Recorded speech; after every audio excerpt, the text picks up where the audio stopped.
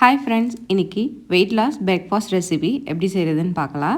இது ப்ரோட்டீனுக்காக மூந்தால், இது high protein வேர்க்கடலை சட்னி, திக்கான பம்கின் சூப், ஃபைபருக்காக கார்ன் சாலட். இப்போது வேர்க்கடலை சட்னிக்கு வறுத்த வேர்க்கடலை ஒரு அரை கப் சேர்த்துக்கோங்க.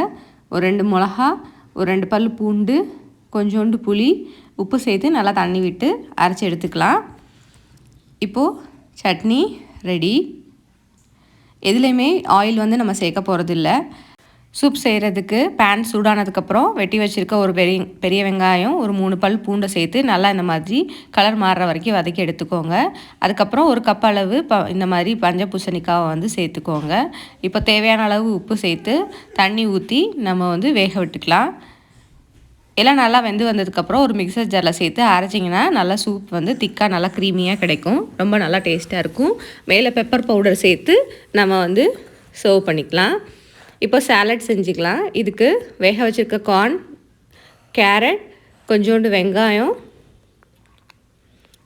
இதுக்கு தேவையான அளவு சால்ட்டு, இதுக்கு தேவையான அளவு பெப்பர் பவுடர், ஒரு ஹாஃப் லெமனை புழிஞ்சு மிக்ஸ் பண்ணிங்கன்னா சாலட் ரெடி.